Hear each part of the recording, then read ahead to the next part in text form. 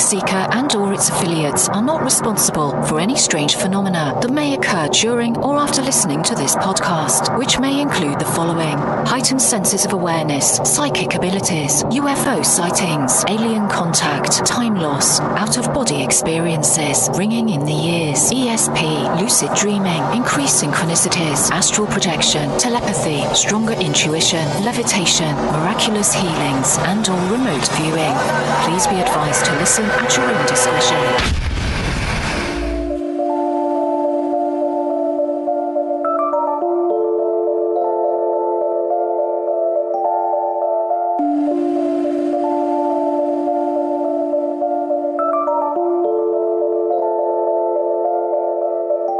Won't you come and take me away?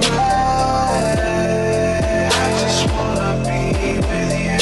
Won't you come and take me away?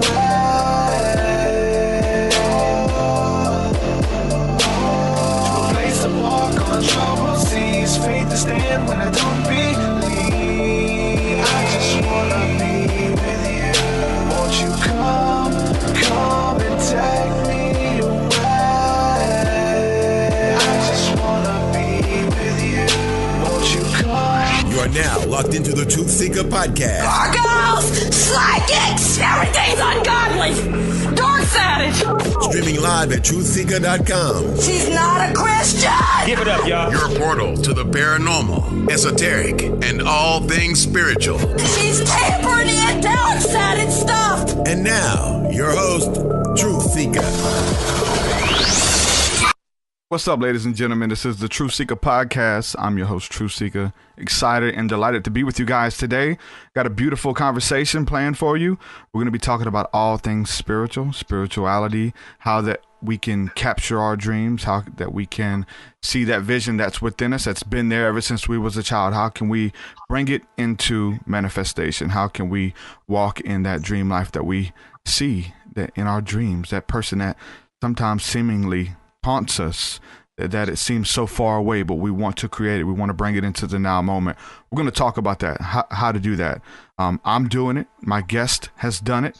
We know about the law of attraction. We know about mental and spiritual alchemy. We're going to be talking about something that's even new to me, something called the Stockdale paradox. What is that? How do we get into it? So my guest today is Jazzy Ellis. We'll jump into that conversation here in a minute. I want to thank everybody who is supporting my work over there on Patreon, patreon.com/truthseeker. If you would like to come on board and support what I'm bringing to the table, the podcast, my music, you get access to my entire discography.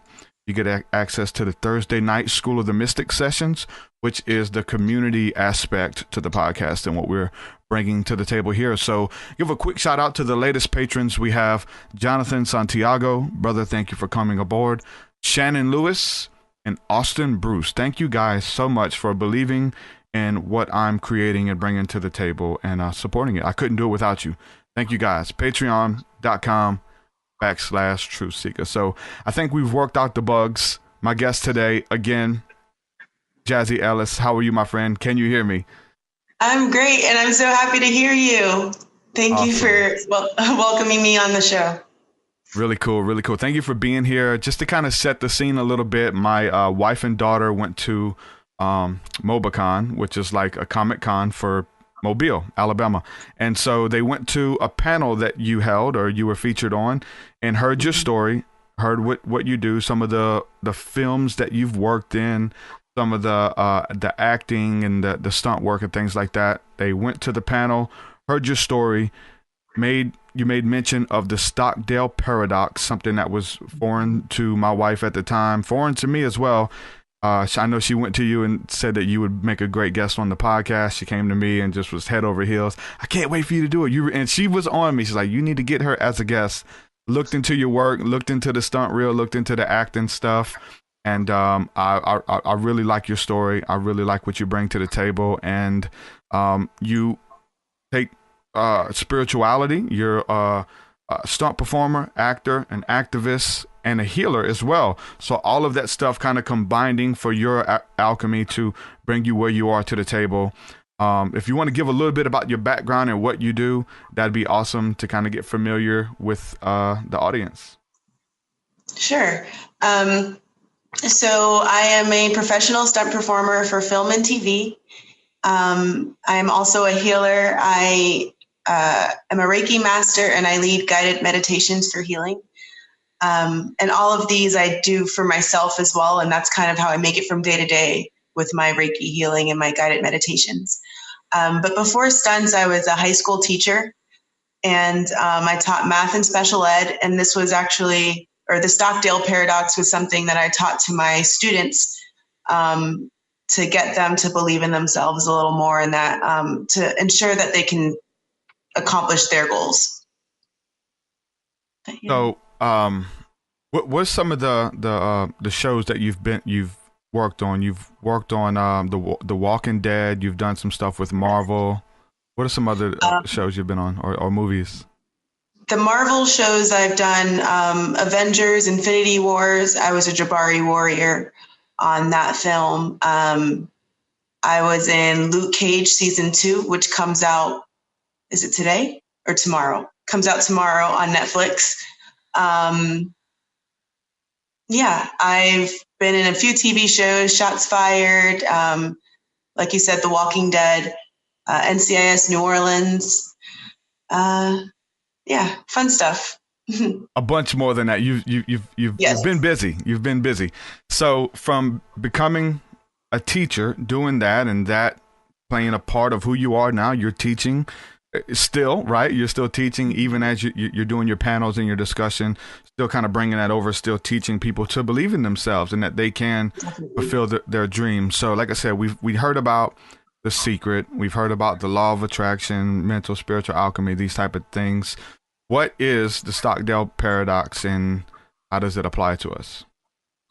So the Stockdale paradox is that you have to come to terms with your current situation, the very brutal realities of it, no matter how deep, how dark you have to get to come to terms with where you are right now. That's step 1.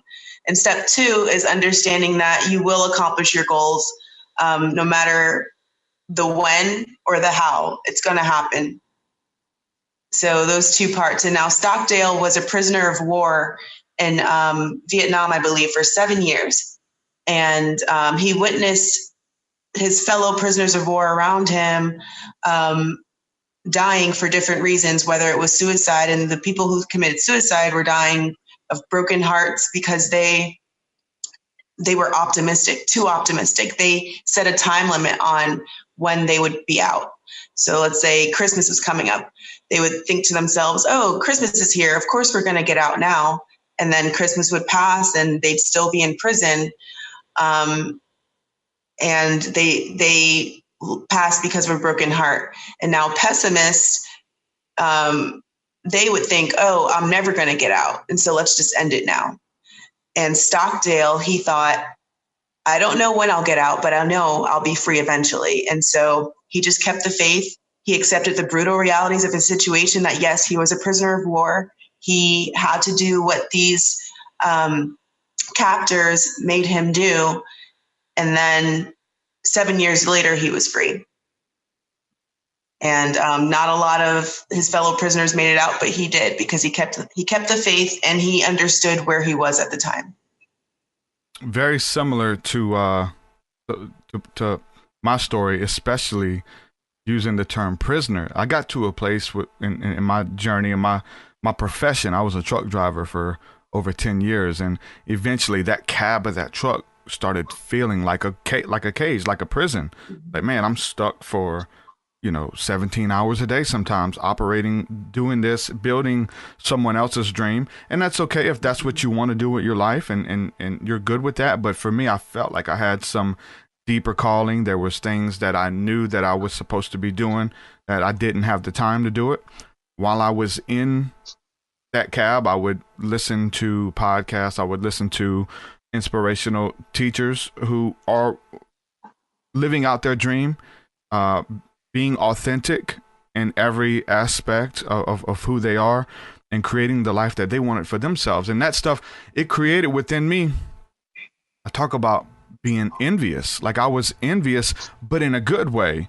Like if you see somebody, like your good deeds, your lifestyle should be envious. People should look at this and say, you know what, I want what that person wants, but not to be a hater, but to be envious. Like, you know what, I'm going to live my best life, and I'm not going to settle until this vision and dream that I have comes to light. And people get to a place where it begins to taunt them. Like literally your dreams are taunting you because they seem so far out of grasp. And I guess like the Stockdale paradox, freedom was taunting him. You'll never be free. Oh, your family's forgot about you, and you're gonna die here, just like the person next to you or is has died. And it's weird. I always relate stuff back to the scriptures, and there's a scripture that says, even though like 1,000 shall fall at my right, 10,000 at my left, like no harm pretty much shall come to my dwelling. And even though people are dying all around me, I'm not going to be a statistic. I'm going to rise above. And if you believe that, it's more than just believing it. It's more than just a secret of envisioning it or speaking it out and creating it. That's part of it. But it's, I talked about walking it out, building it, creating it. You use the term fighting for it. You have to fight for what you believe in and kind of prove that that's what you really want. You want to talk a little bit about fighting for your dream and fighting for your goal, or what that looks like? Definitely. So for me, that looks like listing out everything that I don't have going on right? So in terms of the Stockdale paradox, that would be the brutal reality of your current situation. So for me, before stunts, my current situation was I was a high school teacher, working 120 hours a week as a math and special ed teacher. I had a caseload of over 40 kids. The state law said I shouldn't have had more than 25. Each of my classrooms was 35 kids. State law said I couldn't have more than, I think the special education number was 15 at the time. So I was overworked in every way possible. And again, I wasn't working towards my dreams, although I'm very happy to have shared what I had to share with my students. It just wasn't the path that I thought I would be on at the time. So it was coming to terms with that. Like, okay, this is what I'm doing now. Now I'm a high school teacher. I'm working 120 hours a week for someone else and not for myself. I wasn't taking care of myself. My health was going, like, I had lost so much weight because I didn't have time to eat. Like, so many things were going wrong. And I'm like, okay, this is what I don't want my life to be right now. So what is it that I do want, and how am I going to fight for that? So what I wanted was to be a stunt performer. I know that sounds crazy because I was a high school teacher. I'm like, okay, I want to do stunts for a living. But I talked to my principal. I was just like, hey, can I have a few days off just to go work on this film set, and I'll be back? Like, of course, like thinking about it now, it sounded absolutely insane to even ask that question. Yeah. But she said yes. She said, of course, you've been working crazy hard. Your numbers are high. Your kids are testing high. Go do it. See how you like it. Tell me about it when you get back. And I loved it. I fell in love with it. And I went back and I told her how much I loved it. And I was just like, I don't know if I can keep teaching if that's the path that I feel like I should be on. And she said, okay, well, we'll have you finish out here, and then let's see if we can transition into that goal. And it worked out. That's beautiful. And it's like you said, not denying the fact that it doesn't look possible. It looked so far away. It was insane. Like I started before we went live, I was telling you a little bit about wanting to become a healer, and that just looked, I don't feel like, or even doing a podcast or what I'm doing now, bringing it to the table. There was so many things against me. I have done shows in the past. Every other word was like it. I hate listening to myself. I still even don't like to listen to myself, but there was all these things. I have to learn how to speak. And then I want to do guided meditations. How are you going to do guided meditations and you're a rapper? You sound, you have broken English and things like this. And how are you going to do this? So all of these things is like, there's no way. But to have that vision, to have that goal in mind, to say, you know what, this is what I want, and whatever it takes, I'm going to create it. I'm going to birth it. I'm going to keep it in my vision. I'm going to speak to it and create it. I know that I'm stuck in a truck right now. I know that I have to be tied down to this machine to just simply keep the lights on and support a family. I've even heard people say, when talking about your dreams, now this is something too, because now I don't want to throw the person under the bus, but it's somebody that we both know told a friend of mine that you had your shot. Okay, now it's time for your children. It's time for you to invest in your children. You may be tied down to that truck. You may be tied down to that job. You had your shot. Now you have to prepare your kids for their shot. And it's like, that's that voice in the background, man, you know? Yeah. Go ahead. I'm sorry. Everyone has their own life, their own path. And I feel like, yeah, kids and the family is one goal, but everyone has so many other goals that they want to lead, and it shouldn't stop just because they're helping their kids get to their goals. Yeah, someone said that, and it was very encouraging. It was very discouraging even to hear that, because it comes in like while you're trying to rationalize with your inner self, that inner child, letting that person come back. Hey, you can live, or hey, it's time. You know, I'm grown now. I'm getting older. Like I need to, focus on the other things. And I remember sitting in my truck crying because that dream was so, like, even after I had a float tank experience, psilocybin encounter, been reading The Alchemist, all of these things, which are a concoction to push you over the edge to obtain your dreams. Sitting in my truck crying, waiting on a customer to open. I was like, when do you give up on your dream? Like, if that's true, like if you're too old, like if you're a has-been, like, you just gotta, do I get used to this? Is it done? Do I move on? What age or when do you give up on your dreams? Or should you ever? Do you go to the grave not try? You know what I'm saying? Where does that come into play? That was facing the reality of my current situation, but having that vision. Where does spirituality come in for you? I think it's probably pretty much every aspect of it. Like you said, it's part of your day-to-day life. But where does it come into getting that picture of our dream, what we're supposed to be doing? There's people listening, they have no idea what they're supposed to be doing. They just are on default. They wound up at a job. They've been there for years, turning into some type of career that they didn't plan on, and they don't know what to do. Where does spirituality come into play with trying to focus on your dream or your calling or whatever you want to call it? Yeah. So like you said, spirituality is part of my everyday life. And it has been for a long time. I actually studied religion in college. So it's something that I need for a reset. Mm-hmm. When things aren't going right, I just know, okay, let me give myself 10 minutes at least and either meditate on it, pray about it, talk to my higher power about it, and just give myself the time to feel it out, I guess.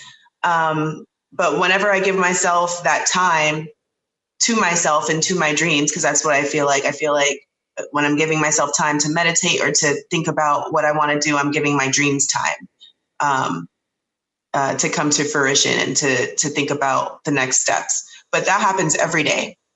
Every day I give myself that time and reevaluate my current situation and see if I'm still on the right path towards my goals. And I don't know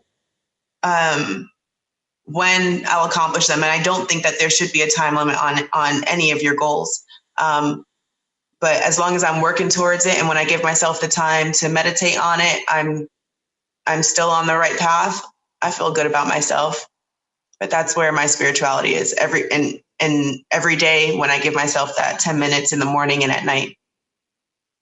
That's good. And I mean, that could change your life. I talked to a friend of mine who watches the show. He's given himself to a 15-minute meditation every morning. And that 15 minutes has changed his life. To become mindful, to get the goals and the activities and kind of go into the ether. I know we make this sound spiritual and woo-woo. It is for me. That's just my way of explaining it. Not everybody has to. I mean, people are living out their dreams and living out and doing what they were sent here to do without the help of this type of stuff. Maybe it comes into play by default for them. Maybe they are doing things, they just word it differently.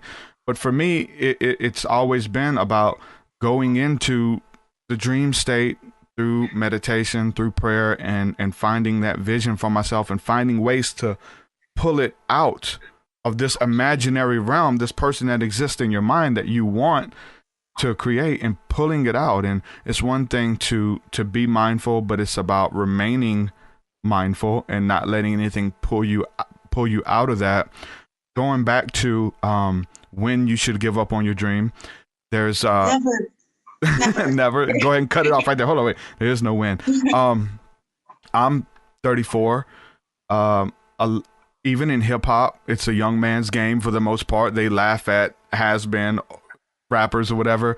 I'm just now starting to make a lot of noise as far as people finding out who I am and things like that. And just now, I'm 34 years old. And I'm just now doing what I was sent here to do. All of it's been the part of the mission. All of it was used, and all of it was, I was at the perfect place at the perfect time. None of it was wasted time. I don't believe in that.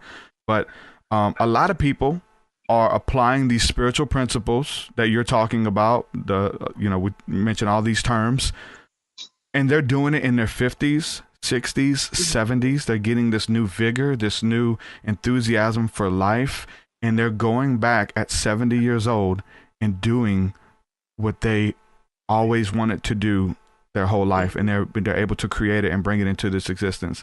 So as far as those who feel like they should give up, those who feel like they should, just focus on the kids or whatever the case is, what would you say to that? Is there encouragement?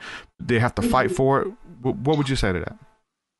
So for me as a daughter, I am inspired by my mom, who went back to college in her 50s. And she recently graduated with her master's degree in nursing. And she didn't have to. She had a great job, but she wanted to learn more for herself. And just me being an adult and looking at my mom going after her own dreams, and that's inspiring to me, because I'm like, okay, when I get to that age, I can still do things that I didn't think I could do, or that I thought time would have run out for me for. No, it's never over. We're still, as long as our heart's still ticking and we want something in life, we can still go after it. And I think it's a way to challenge ourselves to create new goals for ourselves and to go after them. You always have to have that vision of something you want to create. You always have to have that next step. There's never this place of arrival, even once we're here. And I'll tell you this, and maybe you can relate, but that drive that I had while I was in that truck, that cage, it felt like 17 hours a day.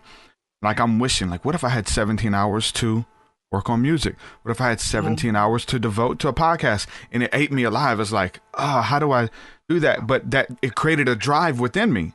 That passion is okay, I'm going to work. I'm almost a year into this now, doing this full time. The drive has changed. I'm not in that truck anymore.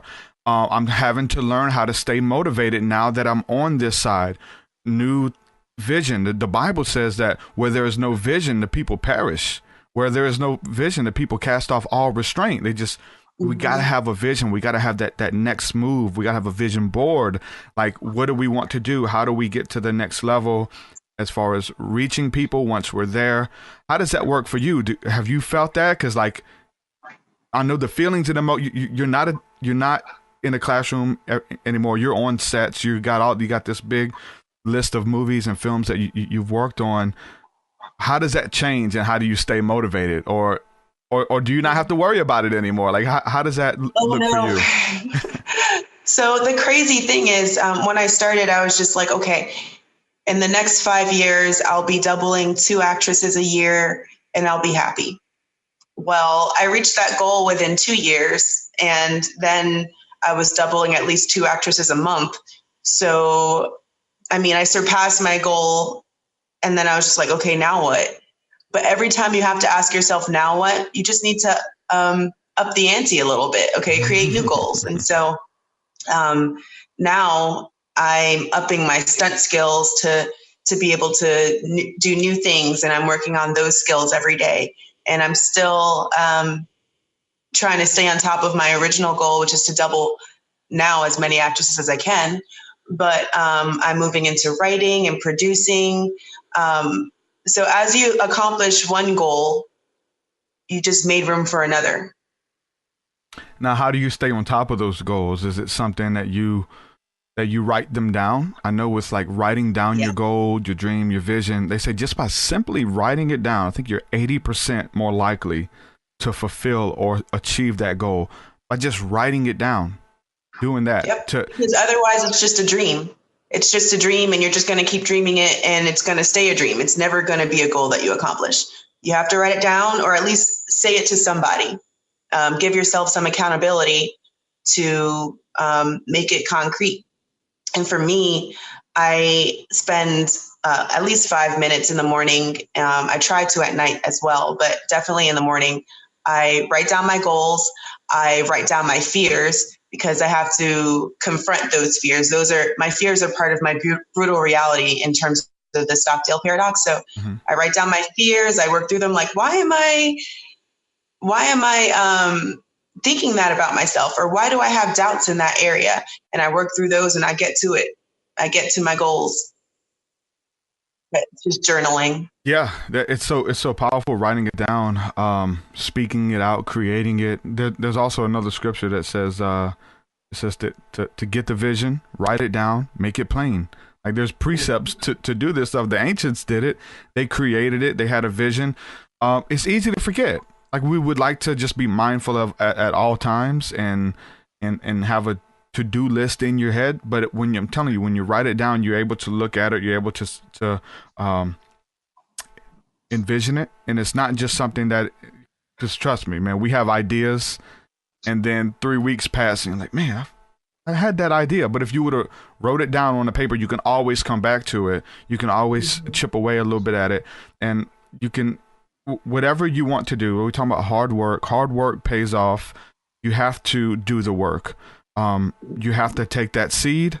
You have to go to that ground. You have to till the land, the stony ground, whatever it is. You got to cultivate the land. You have to plant the seed. You have to water it. You have to, come back and keep watering it. Make sure it gets sunlight. Once it starts growing, come back here and pull the weeds around it. And you have to cultivate that dream. It's precious. It's precious, and it takes work. Yeah, I love that analogy. My dreams are my gardens. Yeah. And who are you letting in your gardens? We talked about this last night on my friend Christy Lee's podcast. Like, there's people like why they're in your garden and the fruit isn't ready to be picked yet. Like, there's a little tomato growing or something, and it's supposed to be big and ripe to eat. And if you let it grow, it's gonna be big, and it's gonna feed people, and this whole garden. But there's people there who are taking your fruit before it's time. And there's people who are in your life speaking against your dream. Oh, you can't do that. You should have did that 10 years ago. You'll never be a great speaker. You'll never do this. How are you going to motivate people when you can't motivate yourself? There's always people speaking in, trying to take away from that dream. Dream killers, dream stealers. They're envious. Yeah. If, misery loves company, these people. How do you, identify, and have you had to personally identify with people who were like toxic? Like, I got to get this person out of my life. There's no way that I'm going to be able to move to the next level with this person always shaming me, bringing me down, and trying to keep me, on the same level that they are. Like, they're good at certain levels, but literally when you go to another level, man, some people, they can't go with you. We would love to bring our crew. We would love to bring our people who've been there from day one. Because if I eat, we all eat. My people, like, not everyone is ready to go with you. Yeah, not everyone is ready. But also, when people shine, or when people dim their own light to shine negativity on you, it's because they're going through their own thing. Or anything that they say negatively, that's what they're dealing with. Anything that we're focused on in life, that's what we're going to be talking about. And if we're talking negatively to other people, that's probably how we talk to ourselves too. And so When I do have negative associates or friends or even family, I try to acknowledge where that negativity is coming from. And if I can do something about it, I do. If what I can do doesn't help the situation, then I do separate myself, because I can't be surrounded by that when I'm on a different path or a more positive path. I've been to those dark places, and I don't want to return to them. I don't. I will help you come out of those places, but if you don't want to come with me, I can't force you. So that's how I feel about that. Yeah, getting the negative people out of your life, the toxic people, people who bring you down, dealing with them. But then again, on the opposite spectrum, how do we find people that complement what we're doing? How do we find those people who have the same goals in mind? You know what I'm saying? How do we keep those people or attract those people into our lives, the people who can help us get to that next level? This is something that you do really well with your podcast and with your music. I think by sharing our message with the world, we're automatically going to find the people that are meant to be with us. People are going to hear our message and they're going to latch on to us. And those people are our tribe. So for me, by going out and teaching the world what I have to teach at different panels or on this podcast, or everything I'm saying today with you, I also say at work. Like when I get downtime at work and I'm talking to my coworkers, the cast and crew of different sets, this is what we're talking about. We're talking about how to achieve more goals, how to bring each other more light in life. And just by sharing your own personal message and your own personal story, you're going to find your tribe. Now, what about not those people who are after the same things that you are, and they want to be a motivational speaker, they want to be a stunt double, they want to be an actor, an activist, a healer? Like, there's those people who are with us. Trust me, like, our vibe attracts our tribe. Those people are all around us. I have a lot of people who want to do broadcasting. They want to do their own podcast. They want to be rappers. Like, everything that I'm doing, like, they see I do it well and they come to me. So those people are naturally going to come. What about, because I'm having a little trouble, but I know the trouble is there to show me that I need to work on it. And if I'm going to go to the next levels, I need this. What about the people in our lives that we need to complement our weaknesses? Like, if I'm surrounded by 50 motivational speakers, like, that's one thing. What about the people who are able to do the things that I can't do? So, and I'll put this out there, and I'm going to create this by just even putting it out there right now, just by speaking it. I need people to help me edit my podcast down and create snippets from segments out the podcast. I don't have the time to go back and listen and reiterate and mix down, and like, I need that in my life. So I'm putting that out there. Anybody listening, reach out to me if you want to help me create snippets. There's that. I need help with that. I can't do it. How do we attract those people into our lives who are able to complement our weaknesses? Like, whether it's I don't know if you're your own agent or you have an agent who gets you on jobs and sends out emails and handles that kind of stuff. Like, there are people who here to assist us and help us do things that we can't do. I have a good friend of mine, Christy Lee. She does what I do. She's a psychic healer, has her own show. She has no idea how to build a website. She has no idea how to create graphics or even where to start, video editing, promotion. I do all that for her. Like, I'm that person for her in her business and her calling. But how do we do that? Do we just simply speak it out? Do we look for it? What would you say to that? I say step one is realizing that you need help in whatever area that you need help in. And then, just putting it out there. I do think that when there's people who are better than us in a certain area, we have to be a bit more careful about letting them in, because just because they're good in this area, they might not be good in that area. They might be, you might have to set healthy boundaries for yourself depending on what they're lacking.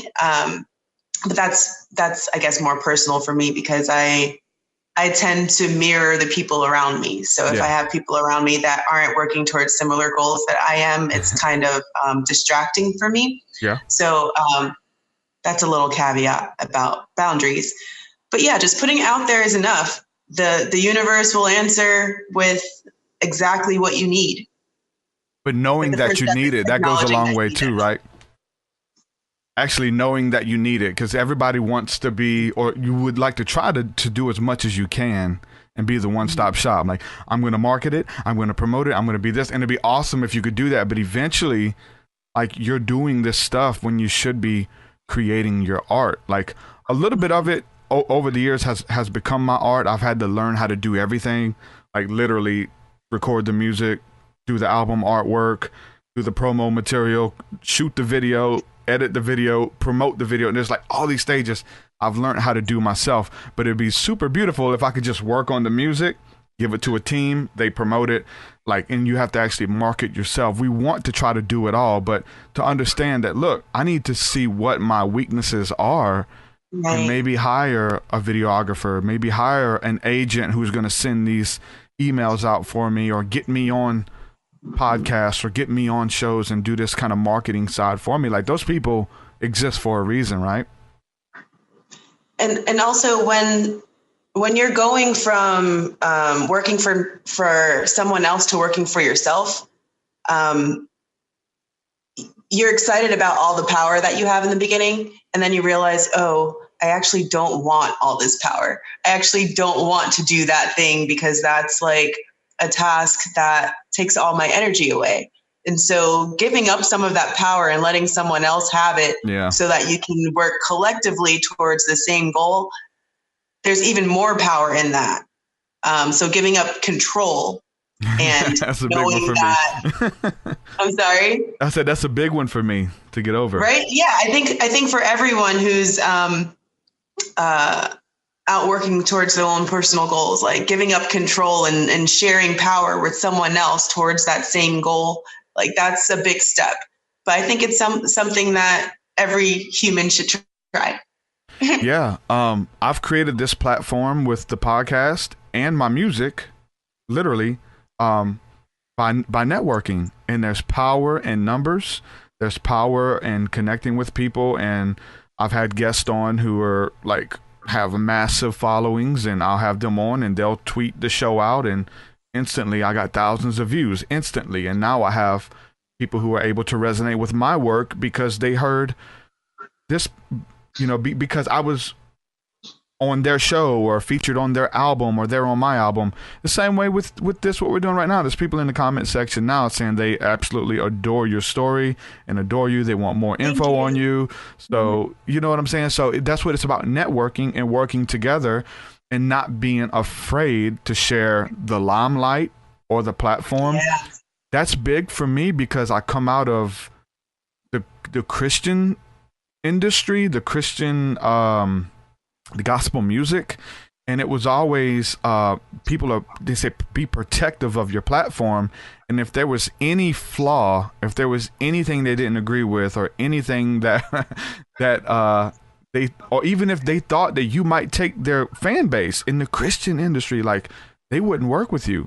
They're that protective. And then I've just kind of helped me have an awakening was to be able to work with people of other faiths and people who had lack of faith, maybe from Christianity, and find out, like, hey, these people, like, religion really can be something that binds people and holds them back, is what the Latin word means, religio. But to understand that, look, networking has done wonders. It's beautiful. I've built everything through that. You need people. Yes. Obviously, social beings. And you're gonna rely on people. I mean, I've watched some of your reels that have been put together. You didn't edit those, after you've done an acting role or whatever. You relied on that person's magic, on that person's skill set to edit those clips to the best of their ability and make you shine, right? You relied on that, and that's part of it. It's finding those people who can make you shine and being able to, but you made them shine too. You creating your magic, working your magic, and creating that scene, and all things work together. I think that's why I love film work so much, because, I mean, yeah, you can create films by yourself, but the best films are made with big budgets and a whole bunch of people. Yeah. You'll have 500 people on a set for 3 months. And that's like, when you consider all these people are working together towards the same goal, it's beautiful. And everyone has their certain job. Mine is usually stunts or acting, but like we're all doing something that really adds to the finished product. And that feels really good to work with people. Yeah, my problem is there because I've studied it all and I'm pretty good at it all. I want to have creative control, and it maybe to a flaw moving forward, definitely to a flaw moving forward, but it's got me to where I am today as far as like I want to shoot the video and I want to be in the video. You can't do both. Like I can't shoot the video and be act a role in the video or be the performer in the video. You have to find people you trust, but having that creative eye, even with the music, the mixing, the mastering, I want to have control over all my stuff. It's work to create a brand and create beauty that I've been able to bring to the table, but it's that I'm like obsessive even over the creative control of my image or my persona, with the music and videos and everything that is being pushed out there. So much so that moving forward, it could be a flaw because there would be no way that I could open up time for anything else. Like that would it takes too much time to shoot a video, edit a video, blah, blah, blah, blah. Find those people who complement and who can help you get to the next level and free up time. So there's wisdom in that. Going back to capturing the dream, what, like for those who are there, what's like, practically, what is step one? I know we bring it down to a spiritual level, but to be very practical, what do? There's people who are still stuck in that truck. There's people who are in that office job. We listen to testimonies of people who are working for Fortune 500 companies and making hundreds of thousands a year, but they're not happy. They're making hundreds of thousands of dollars a year, building somebody else's dream, but inwardly they want to be a Reiki master. They want to be a healer. They want to help humanity in whatever facet that is. And it drives them crazy, and a lot of things happen, spiritual awakenings, near-death experiences, ayahuasca journeys, psilocybin, float tank. We talked about that. What is something practical that people can do? Like, what would you say would be the first step for that person? Step one, even before speaking out your goal, because that's, an essential step, I would say give yourself time and just feel out your current situation. Like pause at work or pause and so for me it would be pause in between classes in my classroom when I was still teaching. For you it would be pull over and just stop and feel how you feel in your truck. If you don't like the feeling, ask yourself why. Or if you already know where you want to be, but you're still there, okay, skip to the next step, which would be to write down the goal. Write it down or tell someone, hold yourself accountable to actually starting on the path towards your goal. And maybe it'll take a while before you can completely transition over to, full time working for yourself, but at least you're working towards it. Just baby steps every day if you need to, maybe 20 minutes a day. If that's all you have time for to still pay your bills and to work towards your goal, then give yourself those 20 minutes a day to work towards your goal. But yeah, step one, feel it out, give yourself time to really understand where you are right now. Understand how you feel, understand where your intuition is telling you to go. Step two, speak out your goal. Tell a friend, tell a family member, tell your accountability buddy. I like that word. Someone to hold you accountable as you're working towards this goal, and then get to work. Just get to work. Now, let me ask you this. Have you ever felt any guilt by getting paid, making a living, doing what you love to do? And I preface that because I come out of religion, and there's a big thing there of like, you should do it for God. You should do this for free. That's a big thing, trust me. And we're down. You're in New Orleans right now. We're in the Bible Belt. We deal with this like big time.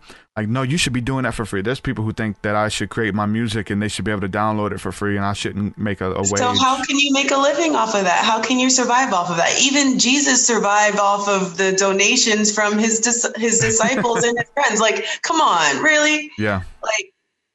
Well, there's like a lot of people have to get over that guilt because of that being, and people in their ear, like those people are in our ears, man. They're literally, they're blogging about us. They're doing, it's insane. And it's because I have a background in that, and I deal with a lot of people coming out of religion who listen. So I deal with, and they have to go through that. What would you say to them who are dealing with that? I would say there's a reason that God put us here on this earth, and if we're not working towards our own personal purpose that he put us here for, then what are we working towards? And why are we making ourselves feel guilty for doing the work that God put us here for? And paths change, and that's normal. I feel like life is a roller coaster.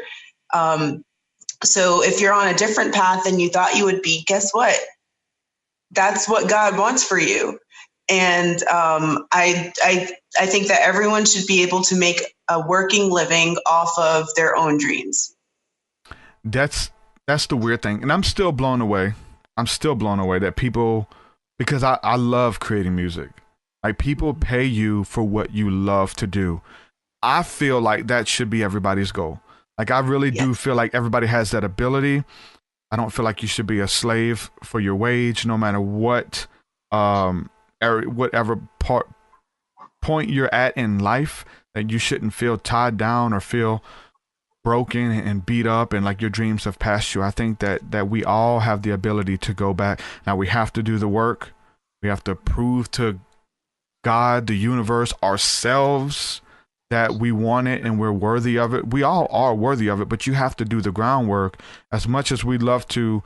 And that's the thing, because you're a Reiki healer, Reiki practitioner. I do spiritual work. There's a bunch of spiritualists listening to this right now. We help people. It's not, man, went off on a tangent about this last night. It's not, we don't have a magic wand. Bibbity bobbity boo. We're not like, God is not a genie. It's not a magical lamp like that you could just get your wish and not do the work. Like, we can give you the principle. We can motivate you spiritually. We can teach you practical. I really believe that there are practical things spiritually that we can do to be mindful, to stay mindful, to get that goal, to get that vision, to speak out the things that we want. And there's power, there's spiritual power just in simply speaking it out, speaking to the things that are not as though they were. That's biblical. But it's not, we don't have a magical wand. I wish we did. Sometimes I feel like I did in the past, but it's becoming seemingly more real to me that this is something that you have to work for. You really do. I wish I can give you the wisdom and it would be an overnight success. What I'm doing, what you're doing, like it's taken years to do this, right? It wasn't overnight. You just didn't, you had those dreams, those visions and stuff, and you acted upon them, and you have to do that. So, we don't want to sell anybody a hope or a false vision. Like, you have to do the work, right? Right. And part of my journey is all the failures as well. So yeah, there is no false hope. Like, this journey is not the easiest one that I'm on, but it's one I chose. And it's one that I'm working consistently on. It's like, I don't know. It's hard work. Yes. Fail often and fail big is what there's like a video out there. For good stuff. There's a video out there by what's his name? Will Smith. Fail often and fail big. And I love those people who are giving back. Love what you're doing. You're giving back. You know what I'm saying? Like, I've reached it, and I'm not trying to hold it to myself. I'm trying to share it. Like, these are practical ways that you can create the life that you want for yourself. I love listening to the people who do that and who bring the spiritual aspect. I listen to like Denzel Washington, Will Smith, Oprah, a lot of those people who are like, look, it's spiritual, but it's practical too. And you have to do both. Like, learning from your failures is huge. Like you have to. If you don't learn from the past, you're just gonna recreate it, and you're gonna be stuck in that cycle unless you learn the lessons that the universe or God is trying to teach you there. But also learning from the mistakes of others, right? You see other people trying to do it and they're doing it this way and it's not working. Learn from the successes of others. Look, this guy, he does it. When he does it this way, he gets a lot of feedback. A lot of things are working. Marketing, Facebook, the way he's sharing, whatever. Learn from that. Take it and make it your own. You know what I'm saying? It's working. And that's the beauty of the alchemy of it all, is using everything to get you to that step, that next level that you want to be for your life. And it's for everyone, but you have to prove that you want it.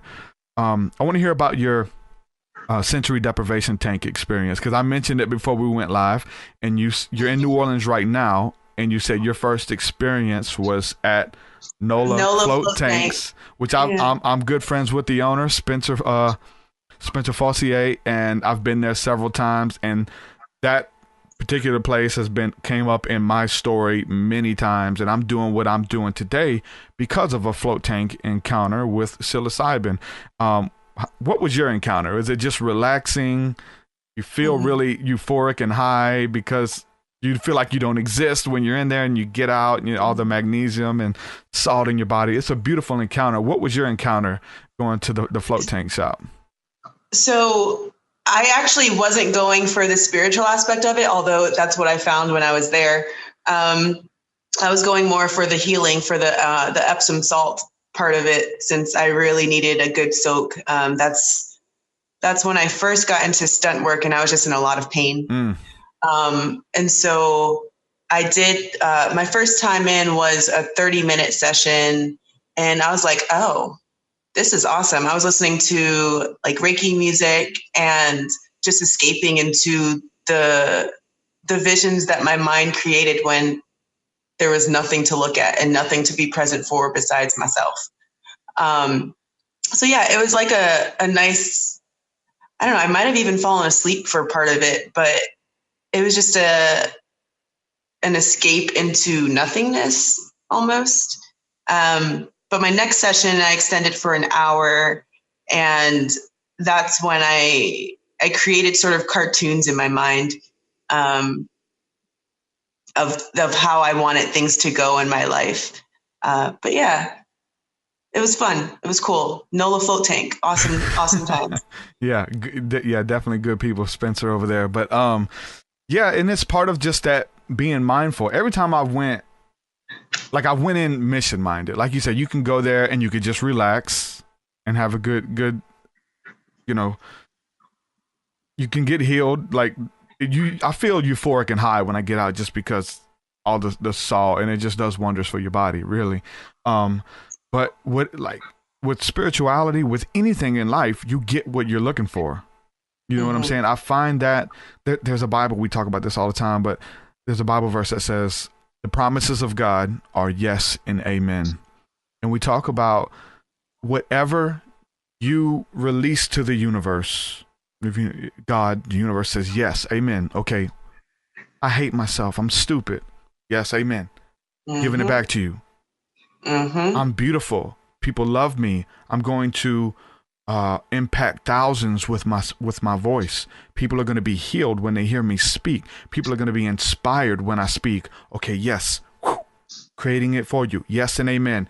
That's literally what happens. And when we go into the astral realms through meditation, through that 15 minutes, the 5 minutes that you're talking about, we find this time to get available to go into those states through the meditation, through the prayer, through the float tank experience.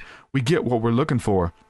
If we just need to kind of get that game plan for the day, we need to focus on our breathing, focus on our body, get healing for ourselves. Whatever we're looking for, we're going to find it. And that's the beauty of it. And essentially, we're playing a game. I feel like this life, we're playing the game called life, and there's rules to it. And many of us were put here and we're just on default, and we have no idea how to play the game. We have no idea, like there's boundaries and out of bounds. We don't know that there's things that we can do to get ahead or things that we can do to mess ourselves up. We haven't been taught these things, but we look at stories, we look at ancient writings and stuff, and we see these laws and these principles, hermetic principles, the 48 laws of Ma'at. That is all of these beautiful precepts there to understand there's something called universal law. And whatever we put out, we get back. Whatever we sow, we'll reap. Be not deceived. Whatsoever a man sows, he will also reap. Blessings, honor, praise. And I give hats off to everybody who supports my work, but like I have people who want to have, so they want to do what I'm doing. They want, man, you got all these people supporting you, blah, blah, blah, blah. Like, hold on. Okay. Have you ever supported anyone? Like, have you seen someone somebody in need? Have you helped that person? Have you seen that person? Could you fulfill a need that person needed and not getting anything in return? Have you been that? We're gonna receive that back. There's years like you're teaching children, helping children, encouraging them to go after their goals and their dreams. And seemingly you fell into yours, right? It was all part of the process, but whatever we sow, whatever we plant, if we want opportunity, then we need to give opportunity. I've had all of these prosperity church guys in the past who I've dealt with. I love these people, but they have this weird notion that they're waiting to win the lottery, like literally. Like they literally believe that God's going to bless them to win the lottery or have this a creative idea that's going to get them millions. And when they get their millions, they're going to help the homeless. They're going to feed the orphans, take care of the widows, and all of these things that Jesus said do. They're waiting to win the lottery to do this when they have the means to do it in some type of capacity right now. Like you can help somebody in need right now. And if it's in your heart, you can do it. And the scriptures are I believe they're true when it says that whoever's faithful with the few, I'll make them ruler over more. Be faithful with that teaching job. Show me you care about these children. Show me you care about people. Show me you're not going to squander the money away. Show me you're not going to do this. Learn how to appreciate people. Learn how to appreciate good things. Come from nothing. That's the alchemy. And I believe it 100% that these principles are for everyone, that we have to learn them, however that comes to you, through this conversation, through someone's story, that it's for everyone to do it. Was there any books? Was there any philosophy or anything like that besides the Stockdale Paradox? I know that was big for you. Anything else that encouraged you, like was like a big deal to you? For me, it was The Alchemist, psilocybin, float tank, meditation, music, all of these type of things. Anything else that was big for you? I think my senior thesis in college was huge because I went to the Ecuadorian Amazon and studied under two different shamans who kind of not made me lose faith in what I believed in, but expanded my belief system. That's what I'll say. They expanded my belief system and made me see that there was way more out in the world than I thought as a privileged American going to the Amazon. But yeah, I think that experience just opened my mind to different ways of viewing the world. And I think that's where my path sort of shifted. Mm-hmm. Did you come in contact with any plant teachers or anything like that while you were there in the Amazon? I was cleansed with ayahuasca in the traditional ceremony under one of the shamans. And yeah, I learned a lot about myself. Yeah, that's beautiful. Beautiful, man. All of it is the alchemy. I really believe it. I don't believe in lost years. And even when we get off a track, whether it can happen. You can be walking in your dream, walking in your call, and everything's beautiful. You're blown away, and then one thing happened, and then you're like, "Wow, what did I do?" And then, like that person seems so far away. Like, man, I was doing it. it can happen, and I was doing it, but we fall off, and we have to find our way back to that, and seemingly do the things that got us there again, and do it with the right motive and right intentions and stuff. And we still get discouraged, right? I mean, that's still, you have to deal with that. We're not exempt. We're not privileged. You know what I'm saying? Like, it's really practical things, and walking out your calling and walking out your dream. Before we go, what would be something that you would say to that person who feels like giving up, who feels like they don't even know if they have a dream? You know, what would you say to those people about recapturing that dream and not giving up, even though it looks like hell around them, it looks like abuse around them, it looks like judgment around them? What would you say to that person to encourage them? I would say you can always change your situation. I've been in countless awful situations in my life, but I always held on to the fact that that was temporary. That's a temporary situation, and that's just something I needed to learn at the time. It's never the end. Whether you're going through something good or something bad, like, your situation can always change. And just putting that little effort in for yourself, and not just for money, not just for what you think of as a good life, but just truly for yourself, listening to yourself, being intuitive, like trusting that you know what you want, and listening to yourself. You'll get to where you need to be. And don't put a time limit on it, but you'll get to where you need to be. Having an attitude of gratitude, I think, is big, right? In every level, every level. And when I was in that truck, like, I would pull over, or I would drive, and I would look at the grass and be like, man, I would love to lay down in that grass, but I can't. You're seeing all these things that you can't do, but you have to pull yourself back. Like, I would let it torture me. And I think for good reason, a little bit. It lit a fire within me that I don't want to be tortured. I'm going after this thing. But I have to bring things into perspective and approach it with gratitude, like everything, because, okay, I'm here for a reason. Like, I'm complaining about something that I prayed for.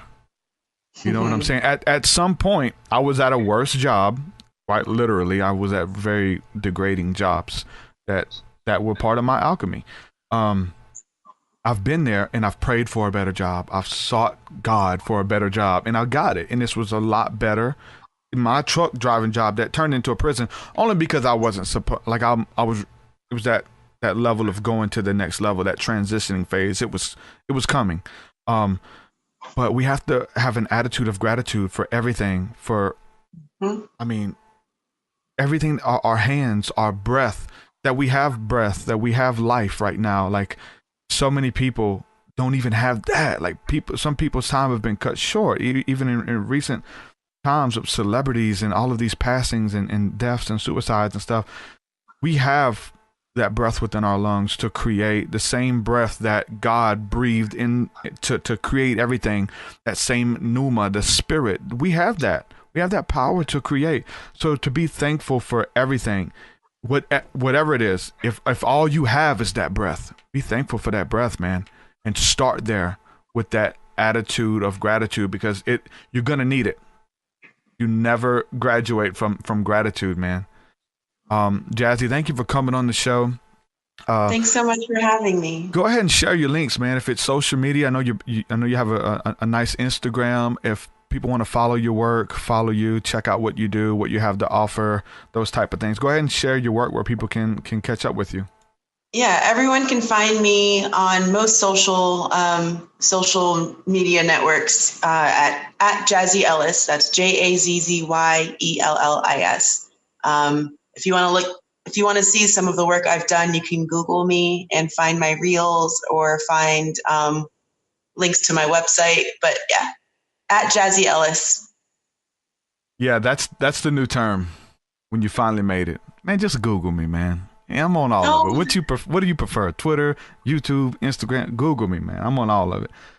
Good stuff. Jazzy, hey, I appreciate this talk. Thank you so much for coming on and sharing your story with the listeners. And it's very encouraging. Thank you so much. I appreciate you. Thank you. So great talking with you. All right, my friend. I'll send you this interview and everything once it's processed over. Okay. Thanks so much. Jazzy Ellis, ladies and gentlemen. Great talk. Great talk. Like I said, my wife and daughter went to MobaCon, which is Mobile's Comic Con, and they got to sit. She led a panel speaking about her story and her experience, and it was just so encouraging to them. And my wife was like on me, get her on the show, get her on the show. Okay, I'll check her out. No, go. You need to do it. Like, set it up. I want to hear it. I want to hear her story. You'll love it. And then she talked about the Stockdale paradox, and talking about how this guy was a prisoner of war and how he didn't let his circumstances affect his future. He didn't let his circumstances affect his outcome. And I want to and I knew that's what it was, the Stockdale paradox, but for some reason when I looked it up to title the show, wanted to bring that to the table, for some reason I typed in the Stockholm syndrome. So you have the Stockdale paradox and the Stockholm syndrome. And it's like the opposite. And it's Stockdale and Stockholm. It's two different things. But Stockdale was a prisoner of war. He didn't let his circumstance speak for his outcome, essentially. He didn't give up. People around him are dying. I'm not going to die. Look, that's on y'all. I'm not dying. I typed in Stockholm syndrome. Stockholm syndrome is like the opposite, because it says Stockholm syndrome is a condition that causes hostages to develop a psychological alliance with their captors as a survival strategy during captivity.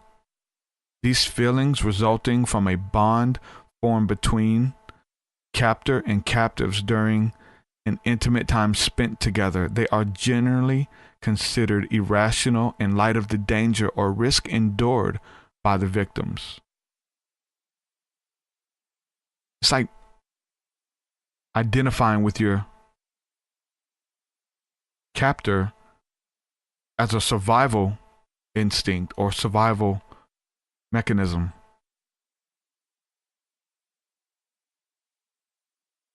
And it's almost like you look at like the slaves identifying with the slave master and just like, hey, this is what I am. I'm going to get comfortable to survive, like to do anything to survive. And this is talking about being a prisoner. And I find it funny because we're talking about being a prisoner of war. I felt like I literally said that term. I felt like a prisoner in my truck. I felt like I was in a cage, man. And that mentality, people are in relationships. You feel like a prisoner. And how do we get set free? How do we come out of it? How do we obtain the life that we want for ourselves? And I hope that you're not just going to be a hearer of the word, but a doer of the word, and to simply apply these steps and the principles to your life. Because if you're not, you're doing it wrong. I hope that it encourages you. I know that it encourages you. I'm reading the chat. I get the inboxes. Still get the inboxes. I love it. Thank you guys for reaching out and telling me that you love the show and what it's doing for you. It's super encouraging, because I still get the negative stuff, and I still have to deal with those demons and deal with those monsters in whatever form they come. I still deal with them. I'm not exempt. I still have to battle depression and fight it and all of that. You never graduate from that stuff, but it becomes a lot more easier, especially if you know your calling and know what you're supposed to be doing. I spoke about reading this excerpt at the end of a Manly P. Hall book. And I want to read this, guys. This really changed my paradigm about who deserves what, and everyone deserves a perfect life. I've interviewed people that says you deserve a perfect life, and I think that you do. I think you do. I think you deserve to have your dreams fulfilled, whatever those dreams are, but it takes work.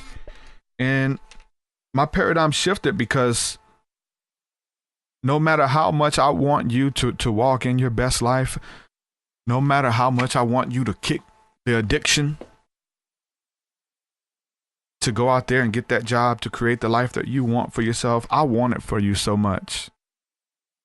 I want it for you so much because there was a burden there, even when I was at the cusp of my awakening to do what I'm doing now. I would have this, through empathy, being super sensitive, like I would get sad to look at my bosses and my coworkers who were just like, they've been doing this for years. And I had to kind of get over it, but I'd get sad. I'd be like, man, like these people have given up on their dream. Like they're just, by default, you work at this place and you've been here for 40 years. And I don't think that's what you wanted to do when you was a kid. Did you want to work for this company and retire and just, live to survive, and you're on default. And it would play out in their emotions and how they treated people, and you could tell that they were not happy where they were, but they were there by default. But the beautiful thing is, like we talked about, like anybody can do it. There's people in their 50s, 60s, 70s. My friend Christy Lee, she's just turning 50, and she's just now like walking in this beautiful calling, this vision that she's had for herself. She's just now doing it. You don't have to be 50. You can be 20, 17, 30, 34, 70. Christy, my good friend, she has clients who come to her who want to do what she's doing. They're much older than her. And she's working with these people, and they're taking the risk. They're stepping out in faith and creating the life that they want for themselves. It's possible. It's doable. That vision of yourself that you want. I see Jared in the chat. He's talking about working out. He's talking about intermittent fasting. He's talking about all of these little things that help you create that desired life. If you have a desired physique, you can work towards it. I was talking about my buddy Drew Gower. When I talk about the psilocybin, when I talk about the float tank experience in New Orleans, Drew Gower was with me. The alchemist, psilocybin, and a float tank. Look, change your life. As I pursued my dream and my calling, and that lit a fire within me to do what I'm doing today, Drew Gower was with me. He was 400 pounds. And he felt like he was trapped. That was his prison. His body became his prison. And we had a heart-to-heart during that float tank session and the psilocybin. And we just had a heart-to-heart. And I asked him a question there, and it changed his life. He wrote about it in his book. He sent me the rough copy, the draft to read, and I was in tears reading his story about me and how I encouraged him and how, just being open with it, man, and seeing how all things work together, man. Look, whatever you want, you can create it. Drew was 400 pounds. He's skinnier than me. He's under 200. Hard work, dedication, pays off. You fight for what you want. We say work. You got to work for what you want, work for your dreams. Jazzy corrected me and said, fight for it. Now, there's times where Drew, he would get up and he wouldn't want to go to the gym. Let me take an off day. Started a movement called No Days Off. I'm not taking no off days. This is what I want. I'm going to create it. I'm going to walk in it. And he did that. No Days Off was the movement. And he didn't take those days off when he wanted to, when he felt like giving up. He said, no days off. Show up. That's big. Simply showing up. I'm going to read this, and I'm going to believe that it's going to change the way that you see things. I hope that it's going to light a fire within you as I read it. It's a couple pages. This is from the book. It's just simply called Magic by Manly P. Hall. He does a lot of little small books and pamphlets and stuff, but I want to read this. I hope it comes across to you, but it changed the way that I've seen things. Like, I do think everybody deserves to live out their dreams, but at the end of the day, if you don't work for it, you're not going to do it. No matter how bad I want it for you, no matter how much I pray for you, no matter how much I bless you, no matter how much we try to pray you out of a situation, you have to fight. You have to prove that you want it. This is your alchemy. This is your journey. The hero's journey is about you. This is your cross that you have to bear to find freedom. I want to read this. It's quite lengthy, but I think that it got to the very end. This was a good book, but the very end is what stood out to me. Magic by Manly P. Hall, and it talks about white, black, and gray magic and the difference between them. And magic is not always just spells and enchantments and things like this. Your words are magic. Abracadabra, I bless what I speak. You create as you speak. Your words are magic. So the intention behind your words is magic. Here we go. I'm going to read this, and I'm not the best reader, so bear with me. People who use these false systems vindicate themselves, for the most part, on two unsound hypotheses. One, that God has intended for man to have whatever his puny intellect desires. Two, that man knows what he needs. Both of these are false assumptions. That was big for me. Man was not intended by God to be rich. The prosperity gospel, you know what I'm saying? Man was not intended by God to be rich. Wise, beautiful, healthy, witty, of charming personality, or happily married. This does not mean that the Lord has any objection to any of these things or all of them. It merely means that if man desires these things, he must go forth, as Adam was directed to, earning his bread by the sweat of his brow and not by the sweat of somebody else's. There's a lot of coattail riders out there, man. If they're not, look, if they're in that, there's people riding with you in the boat, and they're secretly drilling little holes, hoping that you'll float, hoping that you'll sink, hoping that you'll come back to them and get in their boat. The aura of man's consciousness, the aura of man's consciousness is his dwelling place. It is his feudal castle. Though he be driven from his home, from his world, that is his sanctuary, none has a right, for good or ill, to enter that sanctuary other than by the door, any more than one would have a right to enter another one's home by the kitchen window. The door of the sanctuary, in this case, is the physical world, because here all men have the privilege of knowing their opponent. Here, all have an opportunity to struggle against the thing that they do not desire. Jazzy talked about seeing your flaws and your fears and where you'll end up. Like, those fears exist for a reason. They're not real, but they exist. You can learn from them. Here, your brother has the privilege of rejecting your proposition or of accepting it, if such be his pleasure. He may let you into his house or keep you out, as he may see fit. For here, at least, there is one equality. Men may say yes or no, according to their moral dictates, and may have the privilege of defending their integrity with their lives. You may go up to your friend John and say, and this hits home for spiritualists and for healers. You may go up to your friend John and say, I wish you would stop smoking. You ought not to do that. But you have no right, regardless of how virtuous or altruistic your desire may be, to sneak into the brain of John and implant there something which he cannot combat because he does not know that it exists. Any person who does such a thing assumes the responsibility for the life that he has led out of its natural course. Wouldn't we like to pray the addiction away? Wouldn't we just like to pull it off of them? The masters themselves our elder brothers, will enter no man's house unless he is invited. For they accord all creatures the privilege of living their own lives. This is your free will.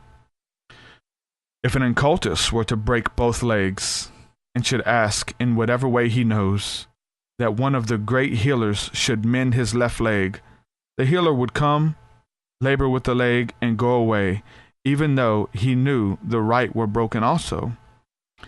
He would not touch it, for he has not been given permission to work upon only one. So you have to have permission. And I think that coming to a healer, coming for prayer, coming to God to have to be rid of something, there's a consciousness there that lets you know that there's a problem. But you have to be open before God. You have to be open before your peers to let them know, give them permission. And if you don't give me the permission, we can't work on that spiritually as a healer or the physician. And God is known as the great physician. Wisdom is given to no man until he asks for it. For in nature, every creature is according to the privilege of the unfolding of its own destiny, guarded and protected legitimately by those intelligences placed there by nature for that purpose. Those about us in the world who seek to assume the lives of others are set aside the law of the individual completeness. Always injure and seldom do good. Trying to force your good deeds upon people. It's funny, I remember a story back when I was just really gung-ho young Christian. A buddy of mine, back when he had the dial-up, like 56K modem. If you wanted to download a song, it may take you 5 hours to download a song. And he had Napster or whatever. He was downloading all of this music that I thought was ungodly. And I went and I said, man, you should be listening to that. Oh, I like it. Blah, blah, blah. He had all these excuses. I went in his computer and deleted them all. And I thought I was doing a godly service. And he was pissed. And he wanted to fight me after. He had videos. The videos would literally take 2 days to download back in those days. Stain, Korn, Marilyn Manson, all this kind of stuff. I didn't help him, even though I wanted to. And in my mind, I was doing a virtuous assistance. An aged and wise Chinese once set out to visit a distant place. He sent a messenger ahead to tell the good folks of the house to prepare him no food except rice. But when he had arrived, he found a many-course dinner awaiting him, for the good family felt that they must so honor his presence. The philosopher reproved them, saying, I asked for rice. You have given me fish. I asked for rice. You have given me corn. I asked for rice. You gave me meat. I asked for rice, and you have given me sweets. And among all these things, you have given me no rice. Observing that the family was hurt by the words, the philosopher added, I have lived these many years, and after studying carefully this body which God has given me, I have found that it does flourish nobly upon rice. It was with wisdom that I ordered rice. It was with folly that you insulted me by offering other foods. You say that I am a great philosopher, that I am wiser than all other men, and yet you did not think me wise enough to order my own meal. In the same way, when our brothers ask for rice, we have no right to give him meat because we think he ought to have it. It matters not whether the meat be physical or spiritual, whether the rice be literal or allegorical. No man who is sick should be healed merely because he is ailing. This is deep. Get this. No man who is sick should be healed merely because he is ailing. He should learn the lessons that accompany the disease that he has brought upon himself. To affirm health is foolishness. To find out the reason for the ailment, make right the wrong, and become healthy again is wise and proper. To be so moderate, so wise, so thoughtful as not to become sick is still better philosophy. It is black magic of the worst kind to interfere in any way with the individuality and mental independence of any human being. If this individual becomes a menace to society, it may become necessary to incarcerate him for the good of the community. But this does not in any way interfere with the conscious fruition of his mind. See, if the incident shows such a one the error of his ways, it is well. But whatever the result, he has been permitted to remain the maker of his own destiny and the captain of his own soul. He is at least living his own life and dying in the way that he chooses. Free will. He has been reasoned with and has failed. He has been scorned pleadings and prayers. All has been done that man can do. Let no one enter the sanctuary, even of the criminal soul, for as his spirit is a part of God, endowed with the inevitable precognition of choice, so the vengeance of God will descend upon him who seeks to steal in and cloud the brain of the influence that divine spark against its own will. Many an individual has played havoc with the laws of nature by not allowing the individual to fulfill his own destiny. I'm giving you the game. I'm giving you the rules. It's up to you. You can't say that you didn't know. Father, forgive them, for they know not what they do. There's grace there, but once you understand, there's still grace, but you have to make the choices yourself. I can't do it for you. Trust me, no matter how much I would love to do it. You have to, this is your journey, man. We cannot always tell why souls come into the world, rich or poor. Some to grow strong and survive, others become weak and succumb. But this we do know, that the law of karma directs these things, placing each life where it will best learn the lesson needed for its growth. Some must learn in sickness and in pain, others in laughter and joy. Some must learn to be exalted, others to humble themselves. But all are here to save their souls by the sweat of their brows, to knead the bread of their own existence, even though they must mix it with their own lifeblood. What man of myopic vision dares to ordain health for the sick or illness for the strong? Who dares to say to the poor man, who dares to say this poor man should be rich or this man should be poor? Does he know the reason for his coming? Does he know the virtues and vices which, lying hidden in the past, are invisible because of his present condition?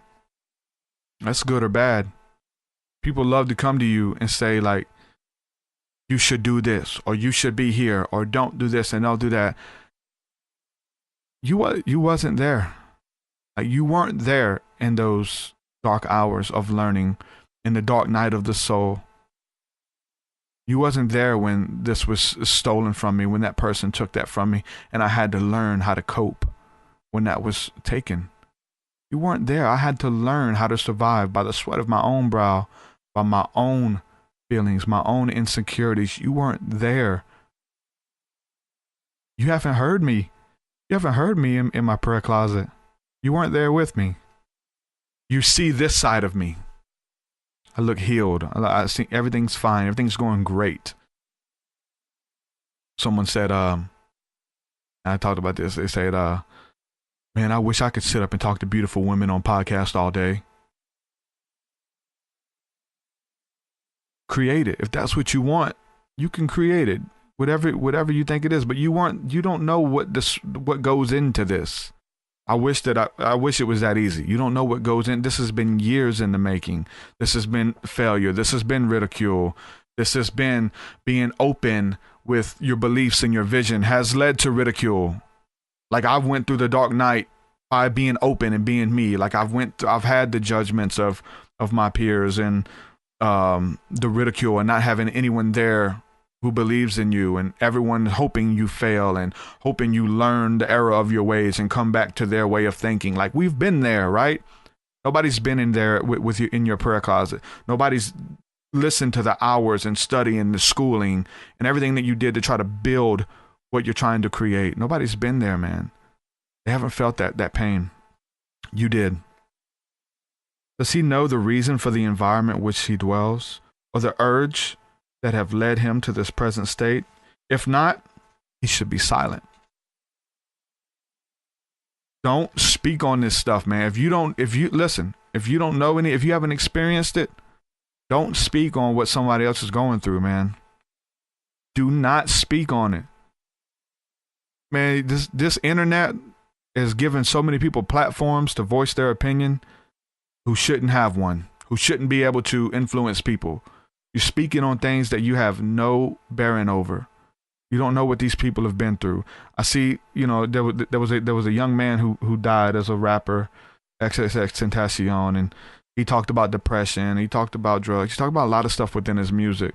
And there's people who are like laughing, and they're glad he's dead. Like my close friends are like laughing at the memes. You have to learn empathy, man. That's a son.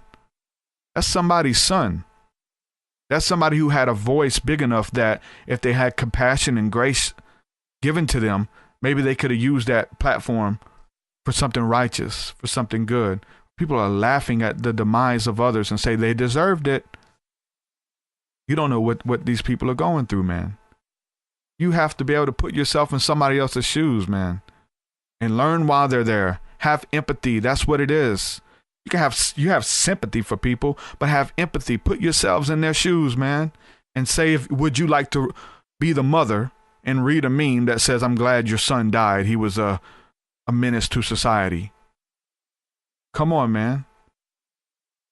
By this, we do not know mean that the world should be unsympathetic or unready to help. You should be ready to help people. You don't laugh at them at their demise.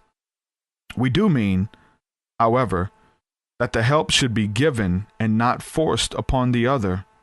It means we should serve each other, we should help each other, and we should love each other.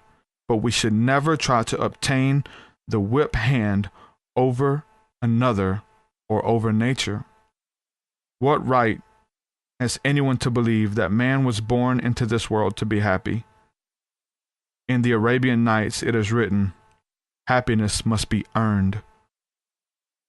Isn't that deep? I thought happiness was given. I thought that God wants us all to be happy and it's our birthright and destiny.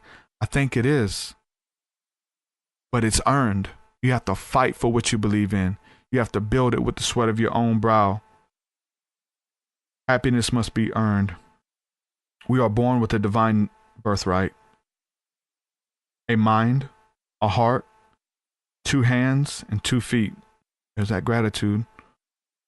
If any of these be missing at the time of our appearance, we have some other function proportionately developed to take its place. With these tools, we may go forth and earn happiness, but we have no right to assume that someone is going to thrust it upon us.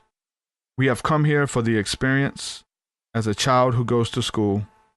We may be happy in our studies, or we may curse them all the days of our lives. We may curse them all the days of our lives.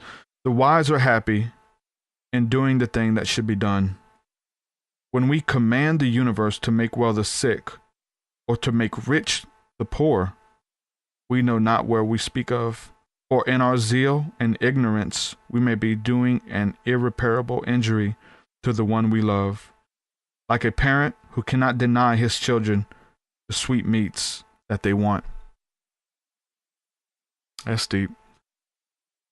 Deep. Almost done, guys. In granting their desires, we endanger both their lives and the lives of future efficiency. Let us rather assist all to adjust themselves to things as they are, helping to build a more noble destiny for themselves, not trying to give them something or force something or force the unknown upon them, but rather assisting all to develop those faculties which will make them worthy to have the things which they desire, and that great peace which all the world is seeking. When we ask the infinite Father to give us those blessings which we lack, or to straighten the crooked path wherein we walk, let us always add this stipulation to our endless string of desire. Let these things be, if they are best for me. If not, thy will, not mine, be done. Jesus. Let us always qualify our will to achieve by such difference to the divine will that alone does all things well. In this we make safe our course of the procedure. This humility will save us from great adversity, who, under the guise of egotism, whisper to us that we are greater than the infinite.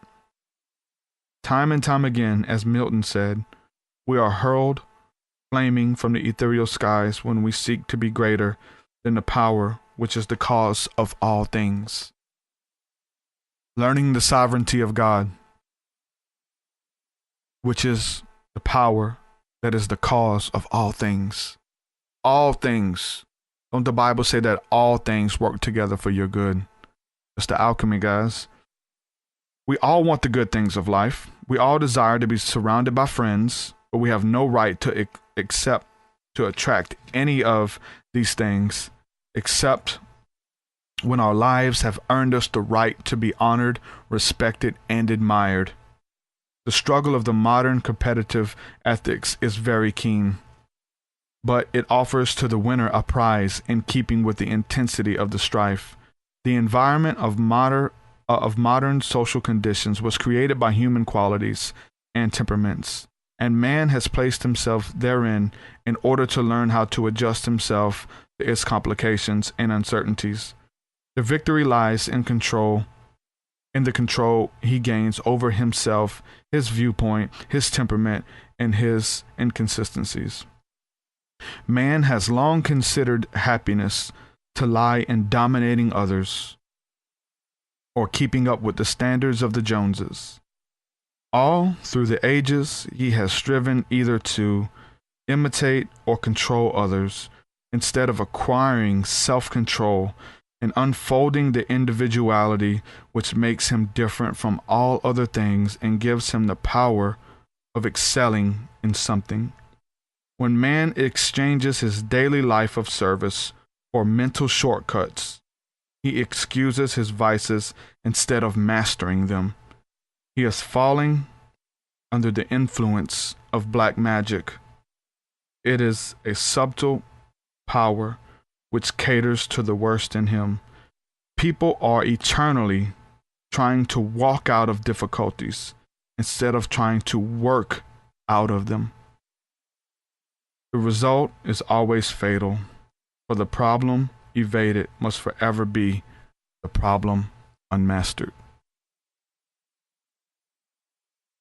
The situations and the circumstances are usually in our life for a reason. The people, the friends, whether good or bad. My vibe attracts my tribe. Like attracts like. Motivational speakers attract motivational speakers. People want to do the same things that you're doing. Trust me.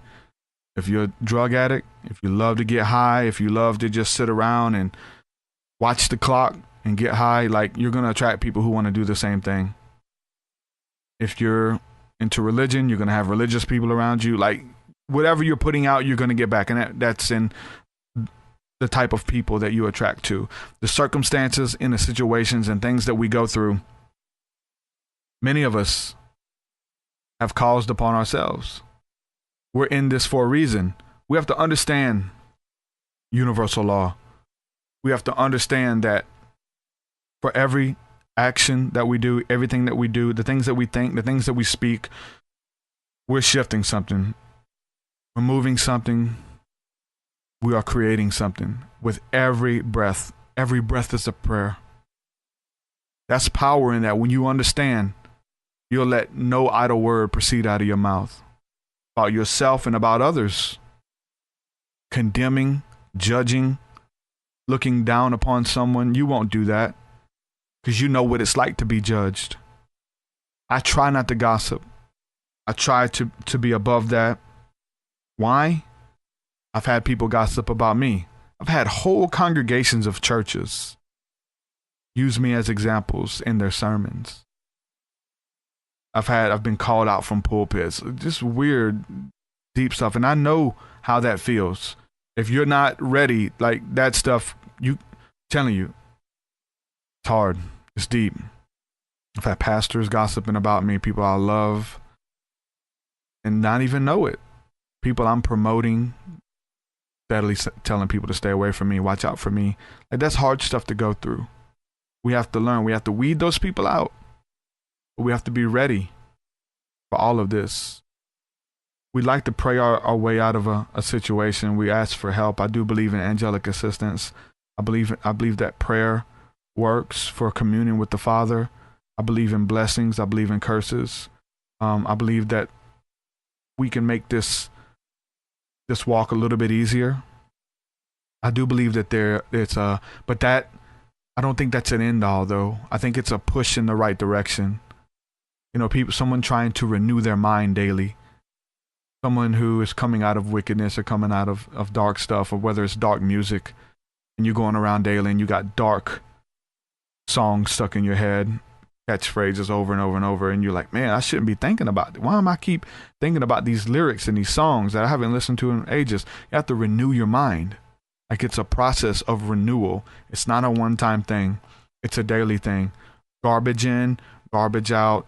It all plays the role of spiritual alchemy, man.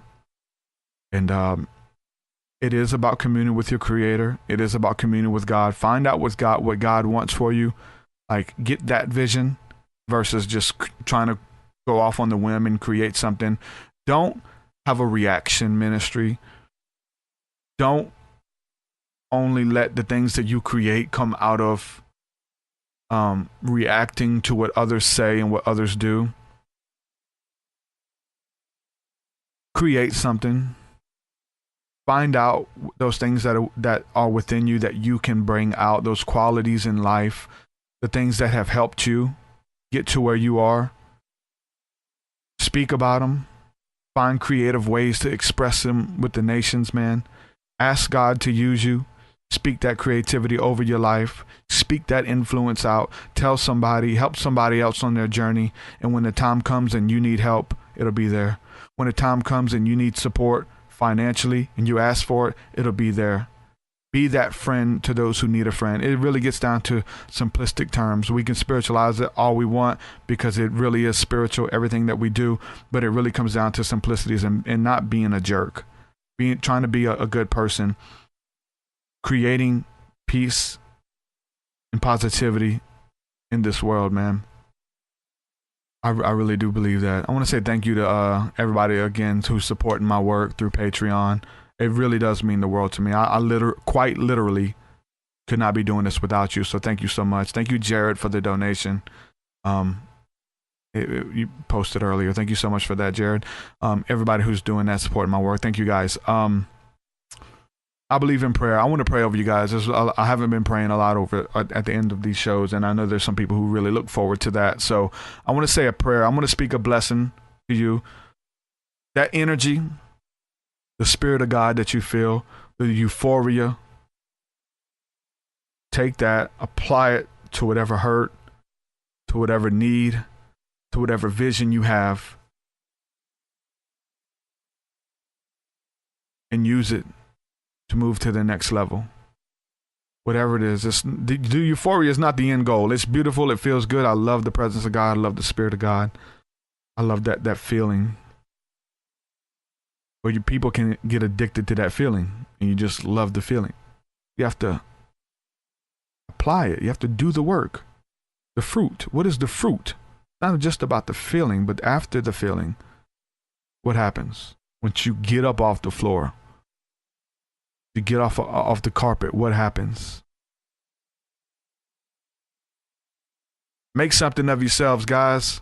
Apply these principles. Father God, I thank you for your awesome presence, your power. I thank you for the Holy Spirit, which is the teacher that leads us, teaches us, and guides us into all truth. Whatever it is that we're hearing, whatever it is that we're entertaining, that you're trying to speak to us, God, I just thank you for the Holy Spirit is the one who teaches us and allows us to understand and grasp concepts and leads us into all truth. Whatever we're here for someone listening this long into the podcast, God, I thank you that you'll bless them, God, that they're looking for something, that they resonate with something that's here. I'm asking you right now just to pour out your spirit upon them. Give them a fresh touch, a fresh revelation of your love, of your grace. God, I thank you that you make all things new. And there's people who are into new movements. They're into new ideas and theologies and philosophies, and all things are new. But once we kind of been in those things for some time, it becomes stagnant and the newness wears off. God, I thank you that you make all things new, God. I'm asking you to move and do that right now, God. Someone who's just been experiencing grace their whole life, it just begins to feel monotonous. All things new to grace right now. All things new to your spirit right now. Even for me, God, I thank you that you're renewing all things, God. Your presence and your spirit, God. In Jesus' name, touch them, heal them, motivate them. Let them not be victims, but victors. Let their best days be ahead of them to be able to grasp and to work with everything that's been in their life that's around them. Use the things that they have. Find them faithful with the few so that you can make them rulers over more. God, we thank you for your principles. We thank you for your love and your grace. In Jesus' name. Amen. Your way is so much higher than mine.